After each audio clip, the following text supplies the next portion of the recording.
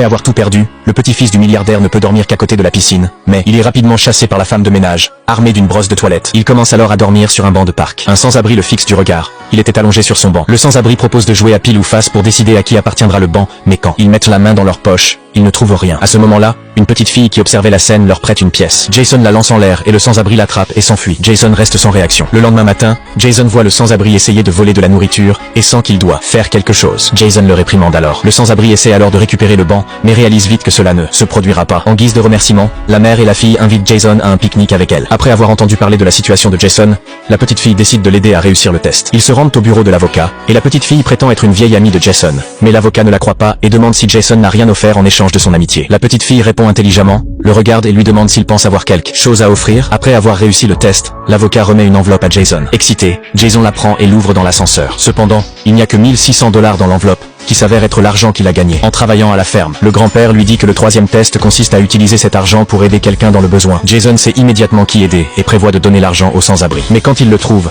le sans-abri laisse tomber un sac et s'enfuit. C'était un voleur. Jason jette un coup d'œil dans le sac et réalise qu'il appartient à la mère et à la fille, contenant des factures d'hôpital impayées. Il va à l'hôpital pour leur rendre le sac, mais voit la petite fille allongée sur le lit, chauve. Il pose silencieusement le sac sur la table, et en partant, il rencontre la mère de la petite fille dans le couloir. Elle lui révèle la vérité. La petite fille a une leucémie et suit une chimiothérapie. Jason sait maintenant qui il doit aider. Il utilise alors les 1600 $ pour payer leurs dettes, réussissant ainsi le troisième test. Le grand-père parle à Jason du quatrième test, espérant qu'il puisse comprendre l'importance de la famille, et aussi ramener quelqu'un à la maison pour célébrer Thanksgiving. Jason pense immédiatement à la petite fille. Il la trouve à l'église, et elle lui dit qu'il ne lui reste pas beaucoup de temps. Elle a peur que sa mère se retrouve seule après son départ, et elle veut que Jason prenne soin d'elle. Ne voulant pas voir la petite fille contrariée, Jason accepte. Il emmène la mère de la petite fille chez lui pour célébrer Thanksgiving, mais l'ambiance est gâchée par des disputes sur l'héritage. Jason, furieux, emmène la mère de la petite fille ailleurs. Il comprend enfin le sens de la famille, qui est de se soutenir et de s'entraider, et non de se disputer pour de l'argent. Le prochain test arrive rapidement, car le grand-père veut qu'il aille en Amérique du Sud. Jason fait ses adieux à la petite fille,